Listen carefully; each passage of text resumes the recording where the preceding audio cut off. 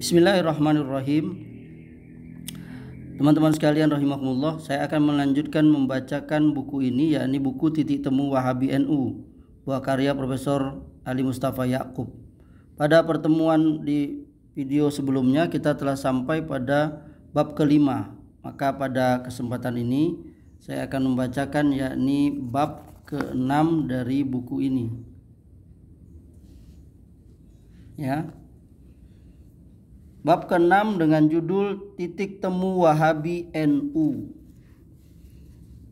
Demikianlah, berikut ini adalah beberapa hal penting yang sebagian orang menyangka bahwa Wahabi berbeda dari NU dalam hal itu. Padahal faktanya Wahabi sepakat dengan NU dalam hal-hal tersebut. Hal itu justru mempertemukan keduanya. Perlu diketahui, hal-hal itu antara lain terdapat dalam bidang pokok agama, al-usul ad-diniyah. Ada pula dalam bidang cabang agama, al-furu' ad-diniyah. Sekedar contoh, bukan untuk membatasi, adalah sebagai berikut. 1. Rukun iman dan rukun iman. Masing-masing dari Wahabi dan NU sama persis mengenai rukun iman dan rukun Islam secara jumlah dan teksnya. Ini karena adanya hadis yang sahih dalam hal tersebut yang dikenal dengan hadis iman, Islam, dan ihsan. 2. Sumber hukum Islam. Wahabi dan NU sama-sama sepakat bahwa sumber hukum Islam adalah Al-Quran, hadis, ijma' dan qiyas. 3. Menggunakan hadis ahad dalam bidang akidah. Sebagaimana Wahabi dan NU menolak untuk membatasi hadis mutawatir dalam bidang akidah, maka Wahabi dan NU menggunakan hadis ahad dalam bidang akidah. Berbeda dengan sebagian orang dari kalangan Mu'tazilah dan pengikutnya. 4. Mengikuti mazhab tertentu. Wahabi dan NU sama-sama mengikuti mazhab tertentu dari mazhab-mazhab fikih yang 4. Wahabi mengadopsi mazhab Imam Ahmad bin Hambal rahimahullah, sebagaimana NU mewajibkan para pengikutnya untuk mengambil salah satu dari 4 mazhab, Hanafi, Syafi'i, Maliki atau Hambali. NU sendiri memilih mazhab Imam Syafi'i. 5. Sebagai bukti pengamalan hadis ahad dalam bidang akidah, Wahabi dan NU sama-sama mengimani adanya siksa kubur dan sifat-sifat penghuni surga karena adanya hadis yang sahih dalam hal ini. 6. Sebagai bukti pengamalan ijma', kalangan Wahabi dan NU sama-sama melaksanakan sholat Jumat dengan 2 kali azan. Masing-masing dari keduanya juga berpendapat tentang muakkadnya sunnah sholat tarawih karena adanya ijma' atau konsensus sahabat Nabi radhiyallahu anhum dalam hal tersebut. 7. Sebagai bukti pengamalan qiyas, masing-masing dari Wahabi dan NU meyakini bolehnya menyampaikan hadiah pahala untuk orang yang sudah meninggal dan hal itu bermanfaat bagi mayit. 8. Sebagai bukti pengamalan hadis dan ijma', Wahabi dan NU sama-sama berpendapat tentang tidak bolehnya menetapkan masuknya bulan Ramadan, Syawal, dan Zulhijjah kecuali dengan melihat hilal atau awal bulan, atau dengan menyempurnakan jumlah hari bulan sebelumnya apabila hilal tidak terlihat. Imam Ibnu Taimiyah rahimahullah, salah seorang imam yang dijadikan rujukan oleh kalangan Wahabi, mengatakan bahwa orang yang berpedoman pada hisab falaki atau ilmu astronomi dalam menetapkan masuknya bulan Ramadan, Syawal, dan Zulhijjah, maka ia telah sesat dalam bidang syariat dan berbuat bid'ah dalam bidang agama. Majmu' Fatawa. Yang mulia Mufti Besar Kerajaan Saudi Arabia Syekh Abdul Aziz bin Abdullah bin Bas rahimahullah menyatakan bahwa siapa yang berpedoman dalam hal ini pada selain ru'yah atau melihat hilal dan ikmal menggenapkan jumlah hari menjadi 30 hari, maka ia telah membuat syariat dalam agama yang tidak diizinkan oleh Allah. Majmu' Fatawa Syekh bin Bas. Adapun NU berpendapat bahwa orang yang berpedoman dalam hal ini hisab falaki, maka ia bukan ahlu sunnah wal jamaah.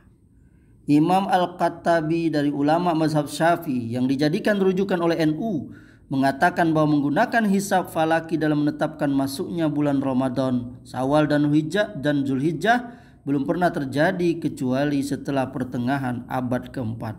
Al-Khattabi Ma'alim As-Sunan juz 2 halaman 741. 9. Masing-masing dari Wahabi dan NU insya Allah termasuk dalam sabda Rasulullah SAW tentang golongan Islam yang selamat, yaitu ma'ana alaihi wa ashabi, ajaran yang diamalkan olehku dan para sahabatku, karena keduanya sama-sama berpegang pada Al-Quran, hadis dan ijma' sahabat radhiyallahu anhum. 10. Wahabi dan NU sama-sama mencintai Rasulullah SAW, ahlul baitnya atau keluarga yang mulia, dan seluruh sahabatnya tanpa mengkultuskan mereka. Dan sesungguhnya yang paling mulia dari mereka adalah Abu Bakar As-Siddiq, kemudian Umar ibn Khattab, lalu Utsman ibn Affan, dan selanjutnya Ali ibn Abi Thalib. Tidak ada seorang pun yang maksum terpelihara dari dosa kecuali para nabi dalam menyampaikan ajaran dari Tuhan mereka.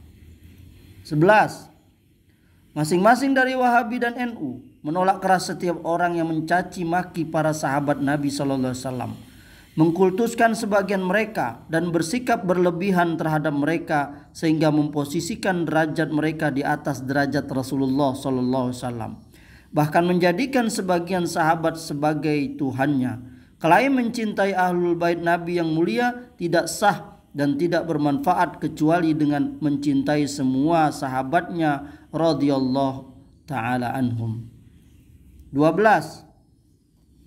Sebagai bukti pengamalan Al-Quran, hadis dan ijma', masing-masing dari Wahabi dan NU menolak untuk tidak taat kepada wali amr, raja atau presiden, selama tidak menyuruh maksiat, meskipun ia seorang fasik atau zalim, selama ia masih mengerjakan sholat bersama umat Islam, atau selama ia tidak melakukan perbuatan kufur dengan jelas. 13. Masing-masing Wahabi dan NU atau khususnya berdasarkan pendapat Imam Muhammad Hashim Asy'ari rahimahullah menolak perayaan tahunan atau haul memperingati wafatnya orang soleh. Adapun Wahabi menilai bahwa perayaan seperti ini termasuk sesuatu yang baru. Adapun Imam Muhammad Hashim Asy'ari memandang bahwa perayaan itu akan mengakibatkan pengkultusan terhadap orang soleh yang hari wafatnya diperingati. 14. Wahabi dan NU sama-sama berpendapat bahwa orang yang tidak berkompeten dalam berijtihad tidak boleh berijtihad. Apabila ia berijtihad maka hukumnya haram dan ia berdosa karena tidak memiliki keahlian dalam berijtihad. Sehingga meskipun hasil ijtihadnya benar, namun kebenarannya itu dikategorikan sebagai kebetulan. Sebagaimana keduanya mewajibkan orang awam untuk bertaklid kepada seorang imam dari imam-imam yang kredibel. 15. Wahabi dan NU sama-sama menolak perbuatan ekstremisme, anarkisme, dan terorisme dalam menegakkan dakwah Islam dan amar ma'ruf nahi mungkar. Keduanya menilai bahwa perbuatan apapun yang berbau terorisme atau sejenisnya telah menyalahi ajaran Islam yang toleran. Perbuatan ini telah mencoreng citra baik agama Islam dan kaum muslimin. Demikian dulu teman-teman, kita lanjutkan pada video yang akan datang.